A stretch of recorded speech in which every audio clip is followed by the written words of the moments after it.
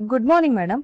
Amount ಏನಾದ್ರು transfer ಮಾಡ್ಬೇಕಿತ್ತಾ? No, ಇವಾಗ ಅದ್ರ ಅವಶ್ಯಕತೆ ಇಲ್ಲ. ಮತ್ತೇನಾದ್ರೂ ಕೆಲಸ ಆಗ್ಬೇಕಿತ್ತಾ ಮೇಡಮ್? ಅದಕ್ಕೆ ನಾನು 6 ತಿಂಗಳು ಹಿಂದೆ ನಿನಗೆ ನಮ್ಮ ಕಂಪ್ನಿಯಲ್ಲಿ ಕೆಲ್ಸಕ್ಕೆ ಸೇರಿಸಿದ್ದು ಅಂತ ನೀನ್ ಮರ್ತಿಲ್ಲ ತಾನೆ? ಅದನ್ನ ಹೇಗ್ ಮರೆಯಕ್ಕಾಗುತ್ತೆ ಮೇಡಮ್? ನನ್ ಜನ್ಮ ಇರುವವರೆಗೂ ನಿಮ್ ಋಣನ ತೀರ್ಸಕ್ಕಾಗಲ್ಲ. ನೋಡು, ಯಾರೇ ಆದ್ರೂ ಆ ಋಣದ ಭಾರನ ಜಾಸ್ತಿ ದಿನ ತಲೆ ಮೇಲೆ ಹೊತ್ಕೊಳ್ಬಾರ್ದು.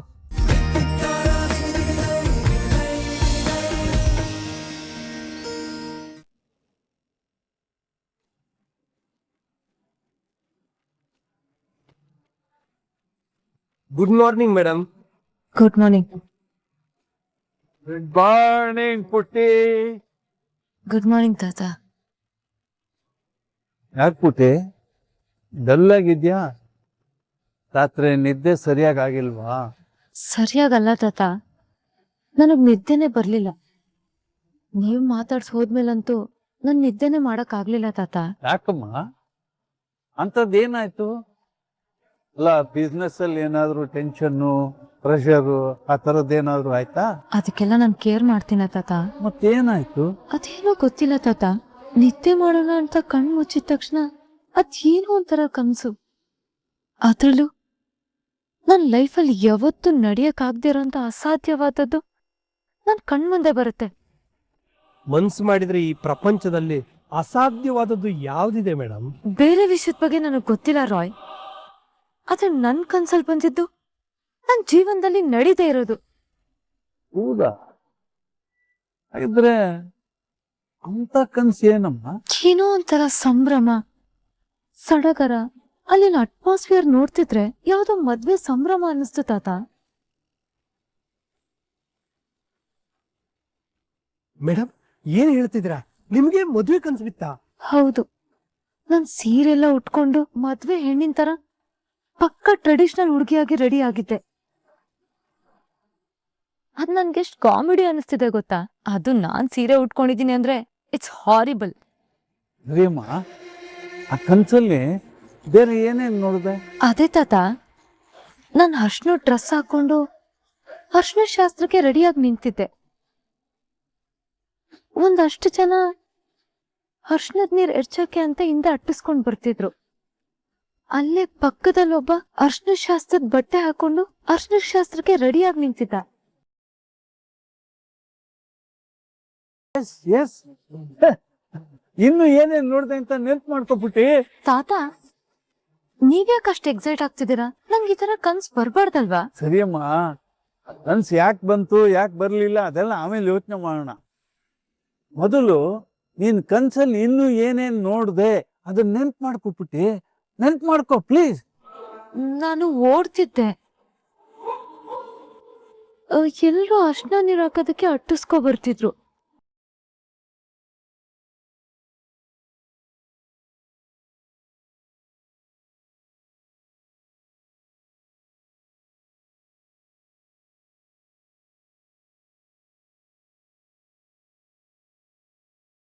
ಅಲ್ಲಿ ನನ್ನ ಆಫೀಸ್ ಸ್ಟಾಫ್ ಇದ್ರು, ಮತ್ತೆ ರಾಯ್ ಇದ್ದ. ಮೇಡಮ್, ನೀವ್ ಎಲ್ಲಿರ್ತೀರೋ ಅಲ್ಲಿ ನಾನು ಇದ್ದೇ ಇರ್ತೀನಿ. ಅದ್ರಲ್ಲೇನು ಸ್ಪೆಷಲ್ ಇಲ್ಲ. ಬೇರೆ ಯಾರಿದ್ರು ಅಂತ ನೆನಪು ಮಾಡ್ಕೊಳ್ಳಿ.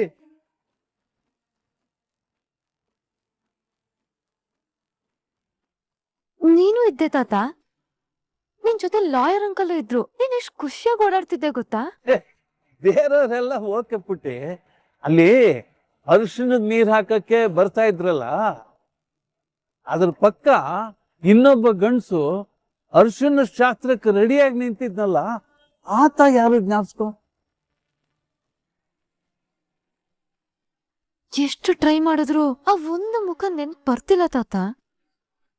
ಮೇಡಮ್, ಈಗ ಮುಖ್ಯವಾಗಿ ನೆನ್ಪಿಗೆ ಬರ್ಬೇಕಾಗಿರೋದೇ ಅವ್ರ ಮುಖ ಅಲ್ವಾ? ಸರಿಯಾಗಿ ನೆನಪು ಮಾಡ್ಕೊಳ್ಳಿ.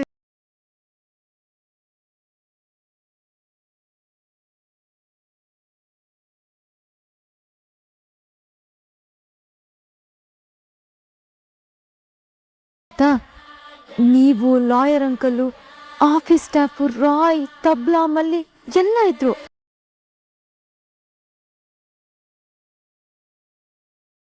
ನಿಂತಿತ್ತೋನು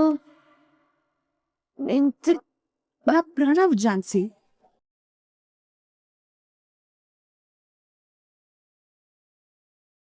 ಅರ್ಶನ ಶಾಸ್ತ್ರ ಡ್ರೆಸ್ ಹಾಕೊಂಡಲ್ಲಿ ನಿಂತಿದ್ದು ನಮ್ ಪ್ರಣವ್ ಅಲ್ವಾ ಜಾನ್ಸಿ?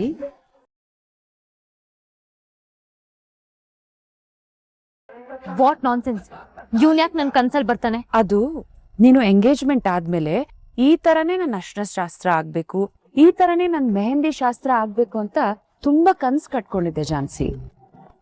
ಅದಕ್ಕೆ ನಿನಗೆ ಅದೆಲ್ಲ ಇವಾಗ ಕಣ್ಮುಂದೆ ಬರ್ತಾ ಇದೆ ಅಷ್ಟೇ. ಅತ್ತೆ, ಸ್ವಲ್ಪ ನಂಬೋ ತರ ಅನ್ನೋದು ಸುಳ್ಳು ಹೇಳು. ಅದನ್ನ ಬಿಟ್ಟು ಈ ಹೂವೇನು ಮಾಡ್ಕೊಳಕ್ ಆಗ್ದಿರೋ ಅಂತ ಸುಳ್ಳ ಹೇಳ್ಬೇಡ. ನಿಜವಾಗ್ಲೂ ನಾನು ಹೇಳ್ತಾ ಇರೋದೆಲ್ಲ ಸತ್ಯನೇ. ಬುಲ್ಶಿಟ್! ನಿನ್ನ ಹತ್ರ ಮಾತಾಡ್ತಿದ್ದೀನಲ್ಲ, ನನಗ್ ಬುದ್ಧಿ ಇಲ್ಲ.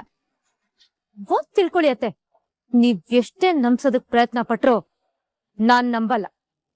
ಹಾಗೆ ನನ್ ಲೈಫಲ್ಲಿ ಒಬ್ಬ ಗಂಡ್ಸ್ ಎಂಟ್ರಿ ಆಗೋದಕ್ಕೆ ಸಾಧ್ಯನೇ ಇಲ್ಲ. Mind it.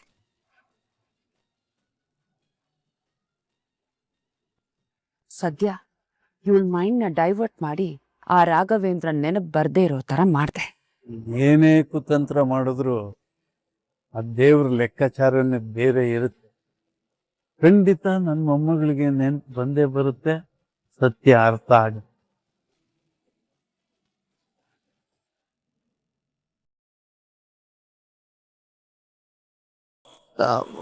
ನಿಧಾನ ಬನ್ನಿ. ಮಿಥುನ್, ಅಪ್ಪ ಹುಷಾರು.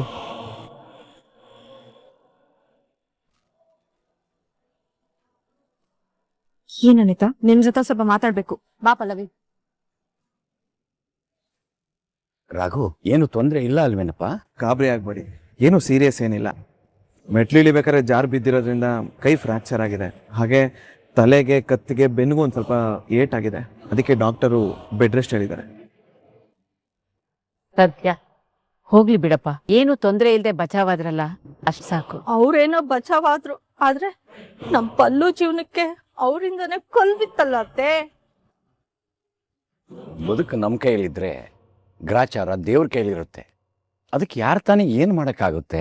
ಪಾಪ ನಮ್ ಪಲ್ಲು ಜೀವನದಲ್ಲಿ ಇದೊಂದ್ ಶಾಸ್ತ್ರ ಆಗ್ಬಿಟ್ಟಿದ್ರೆ ಎಲ್ಲ ಸರಿ ಹೋಗ್ತಿತ್ತು. ಆಮೇಲೆ ನಾವು ಯಾವ ಯೋಚನೆನೂ ಮಾಡೋ ಹಾಗೆ ಇರ್ಲಿಲ್ಲ. ಅದಕ್ಕೆ ಯಾಕೆ ಬೇಜಾರ್ ಮಾಡ್ಕೋತಾ ಇದೀಯ ಮಂಜುಳಾ? ಚಿಕ್ಕಮ್ಮ, ನನ್ನ ತಂಗಿ ಪಲ್ಲವಿ ಜೀವನ ಹಾಳಾಗೋದಕ್ಕೆ, ಅವಳ ಜೀವನ ಚೆನ್ನಾಗಿರ್ಬೇಕು ಅಂತಂದ್ರೆ ನನ್ಗೆ ಏನ್ ಬೇಕೋ ಅದನ್ನೆಲ್ಲ ನಾನು ಮಾಡ್ತೀನಿ. ಅಣ್ಣ, ನಾನು ಕಾಲೇಜಿಗೆ ಹೋಗ್ಬಿಡ್ತೀನಿ. ಅದೇ ಬೆಳಗ್ಗೆ ಫೀಸ್ ವಿಷಯನ ಸ್ವಲ್ಪ ನೆನಪು ಮಾಡು ಅಂತ ಹೇಳಿದಲ್ಲ.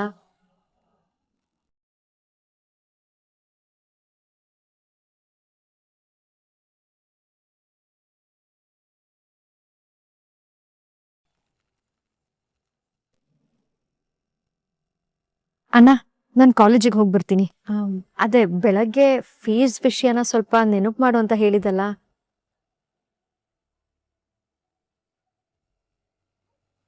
ಸಾರಿ ಸಂಗೀತ, ಕಾಲೇಜ್ ಫೀಸ್ಗೆ ಅಂತ ಎತ್ತಿಟ್ಟಿದ್ದ ದುಡ್ಡನ್ನ ಹಾಸ್ಪಿಟಲ್ ಬಿಲ್ ಕಟ್ಟಬೇಕಾಗಿರೋ ಪರಿಸ್ಥಿತಿ ಬಂತು.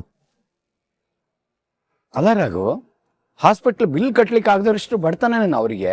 ಬರ್ತಾನ ಅಂತಲ್ಲ ದೊಡ್ಡಪ್ಪ, ಗಾಬರಿಲಿ ಮನೆಯಿಂದ ಹೊರಟೋರು, ಅವ್ರು ಯಾರೂ ದುಡ್ಡು ತಂದಿಲ್ಲ. ಇನ್ ಮಿಥುನ್ ಇಲ್ಲಿಂದ ಹೊರಟೋನು ಆನ್ಲೈನ್ ಪೇಮೆಂಟ್ ಮಾಡೋಕ್ಕಾಗಿಲ್ಲ, ಯಾಕಂದ್ರೆ ಅವ್ನ ಮೊಬೈಲ್ ಸ್ವಿಚ್ ಆಫ್ ಆಗಿತ್ತು. ಅದಕ್ಕೋಸ್ಕರ ನಾನೇ ಹಾಸ್ಪಿಟಲ್ ಬಿಲ್ ಕಟ್ಟಬೇಕಾಗಿರೋ ಪರಿಸ್ಥಿತಿ ಬಂತು. ಹಾಗಂತ ಸುಮ್ಮನಾಗ್ಬಿಟ್ರೆ ಇವಳು ಕಾಲೇಜ್ ಫೀಸ್ಗೆ ಏನ್ ಮಾಡ್ತೀಯ ರಾಘು? ಫೈನ್ ಕಟ್ಟಿ ಫೀಸ್ ಕಟ್ಟೋದಕ್ಕೆ ನಾಳೆವರೆಗೂ ಟೈಮ್ ಇದೆ. ಅಷ್ಟ್ರಲ್ಲಿ ನಾನು ದುಡ್ಡು ಅರೇಂಜ್ ಮಾಡ್ತೀನಿ. ನೀವು ಯಾರೂ ತಲೆ ಕೆಡ್ಸ್ಕೊಬೇಡಿ. ಸಂಗೀತ, ನೀನೇನು ಯೋಚನೆ ಮಾಡಬೇಡ, ಆರಾಮಾಗಿ ಕಾಲೇಜ್ಗೆ ಹೋಗ್ಬಿಡ್ಬಿಡು. ಸರಿ ಅಣ್ಣ. ಅಮ್ಮ, ಅಜ್ಜಿ, ದೊಡ್ಡಪ್ಪ, ನಾನು ಕಾಲೇಜಿಗೆ ಹೋಗಿ ಬರ್ತೀನಿ. ಒಳ್ಳೇದಮ್ಮ, ಹುಷಾರಾಗಿ ಹೋಗ್ಬಿಟ್ ಬಾ. ದೊಡ್ಡಪ್ಪ, ನಾನೊಂದು ಸ್ವಲ್ಪ ಫ್ರೆಶ್ ಅಪ್ ಆಗ್ಬಿಟ್ಟು ಬರ್ತೀನಿ. ಒಂದ್ ಕಡೆ ತಂಗಿ ಸಂಸಾರ ಶುರುವಾಗ್ಲಿಲ್ಲ ಅನ್ನೋ ಚಿಂತೆ, ಇನ್ನೊಂದ್ ಕಡೆ ಇನ್ನೊಬ್ಬ ತಂಗಿ ಫೀಸ್ ಕಟ್ಟಕ್ ಆಗ್ತಾ ಇಲ್ವಲ್ಲ ಅನ್ನೋ ಚಿಂತೆ. ಇದನ್ನೆಲ್ಲ ಅದ್ ಹೇಗ್ ನಿಭಾಯಿಸ್ತಾನೋ ಏನೋ, ಒಂದು ಗೊತ್ತಾಗ್ತಾ ಇಲ್ಲ. ಎಲ್ಲ ಸರಿ ಹೋಯ್ತು ಅನ್ನೋ ಅಷ್ಟರಲ್ಲಿ ಮತ್ತೆ ಸಮಸ್ಯೆಗಳು ಬರ್ತಾ ಇದ್ದಾವೆ. ಅದು ಏನಾಯ್ತೋ ಏನೋ ಅರ್ಥನೇ ಆಗ್ತಾ ಇಲ್ಲ. ರಾಯ್, ಬೇಗ ಮೀಟಿಂಗ್ ಅರೇಂಜ್ ಮಾಡು. ಆ ಡ್ರೈವರ್ ಕರೆಕ್ಟ್ ಟೈಮಿಗೆ ಇಲ್ಲಿ ಇರೋದಕ್ಕೆ ಹೇಳು. ನಾನು ರೆಡಿ ಆಗಿದ ತಕ್ಷಣ ಹೊರಡ್ಬೇಕು.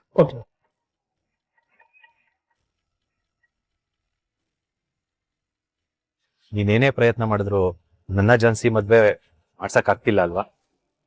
ಖುಷಿ, ನೀವ್ ಏನೇ ಕತೆ ಕಟ್ಟಿದ್ರು ಜಾನ್ಸಿ ಅದನ್ನ ಕೇರ್ ಕೂಡ ಮಾಡ್ತಾ ಇಲ್ಲ. ಒಂದು ಕಡೆಯಿಂದ ನೀನು ನಿಮ್ಮ ಅಪ್ಪನ ಬಾಯಿನ ಮುಚ್ಚಿಸ್ತಾ ಇದ್ರೆ, ಇನ್ನೊಂದು ಕಡೆಯಿಂದ ಅದೇ ನಿಮ್ಮ ಅಪ್ಪ ಜಾನ್ಸಿ ಕಣ್ಣನ್ನ ತೆರೆಸ್ತಾ ಇದ್ದಾರೆ. ಆ ಪ್ರಯತ್ನದಲ್ಲಿ ಅವ್ರಿಗೆ ಸಕ್ಸಸ್ ಸಿಗುತ್ತೆ ಅನ್ನೋ ಹಾಗೆ ಜಾನ್ಸಿಗೆ ನಿರ್ಬೇರೆ ವಾಪಸ್ ಬರ್ತಾ ಇದೆ.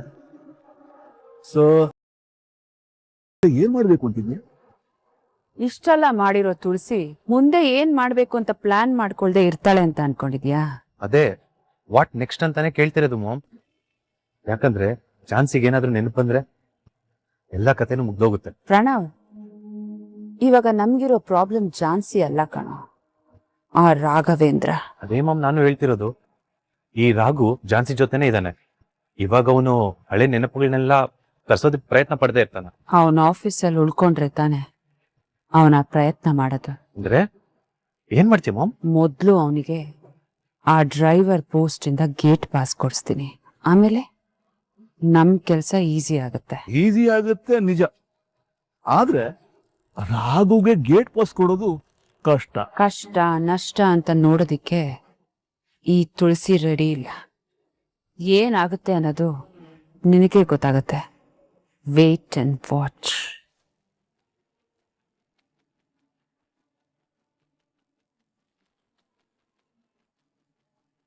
Good morning madam. ಅಮೌಂಟ್ ಏನಾದ್ರು ಟ್ರಾನ್ಸ್ಫರ್ ಮಾಡ್ಬೇಕಿತ್ತಾ? ನೋ, ಇವಾಗ ಅದ್ರ ಅವಶ್ಯಕತೆ ಇಲ್ಲ. ಮತ್ತೇನಾದ್ರೂ ಕೆಲಸ ಆಗ್ಬೇಕಿತ್ತಾ ಮೇಡಮ್? ಅದಕ್ಕೆ ನಾನು 6 ತಿಂಗಳು ಹಿಂದೆ ನಿನಗೆ ನಮ್ಮ ಕಂಪ್ನಿಯಲ್ಲಿ ಕೆಲ್ಸಕ್ಕೆ ಸೇರಿಸಿದ್ದು ಅಂತ ನೀನ್ ಮರ್ತಿಲ್ಲ ತಾನೆ? ಅದನ್ನ ಹೇಗ್ ಮರೆಯಕ್ಕಾಗುತ್ತೆ ಮೇಡಮ್? ನನ್ ಜನ್ಮ ಇರುವವರೆಗೂ ಆ ನಿಮ್ ಋಣನ ತೀರ್ಸಕ್ಕಾಗಲ್ಲ. ನೋಡು, ಯಾರೇ ಆದ್ರೂ ಆ ಋಣದ ಭಾರನ ಜಾಸ್ತಿ ದಿನ ತಲೆ ಮೇಲೆ ಹೊತ್ಕೊಳ್ಬಾರ್ದು. ಅವಕಾಶ ಸಿಕ್ಕಾಗ ಆ ಋಣನ ತೀರಿಸ್ಬಿಡ್ಬೇಕು, ಭಾರ ಇಳಿಸ್ಕೊಳ್ಬೇಕು. ಅಂತ ಒಂದು ಅವಕಾಶ ಸಿಕ್ಕಿದ್ರೆ ಖಂಡಿತ ಇಳಿಸ್ಕೋತೀನಿ ಮೇಡಮ್. ಓಕೆ, ಟೈಮ್ ಬಂದಾಗ ಏನ್ ಮಾಡ್ಬೇಕು ಅಂತ ಹೇಳ್ತೀನಿ. ಮಾಡ್ತೀಯ ತಾನೆ? ಮೇಡಮ್, ನಿಮ್ಗೋಸ್ಕರ ನನ್ ಪ್ರಾಣ ಬೇಕಾದ್ರೂ ಕೊಡ್ತೀನಿ. ಅಂತದ್ರಲ್ಲಿ ನೀವ್ ಹೇಳಿದ್ ಮಾಡದೇ ಇರ್ತೀನಾ? ಅದ್ ಯಾವಾಗಾದ್ರೂ ಸರಿ, ಆ ಕ್ಷಣಕ್ಕೋಸ್ಕರ ನಾನು ಕಾಯ್ತಾ ಇರ್ತೀನಿ. Very good. ಆ ಅವಕಾಶನ ನಿನಗೆ ಆದಷ್ಟು ಬೇಗನೆ ಕೊಡ್ತೀನಿ. ಸರಿ ಮೇಡಮ್.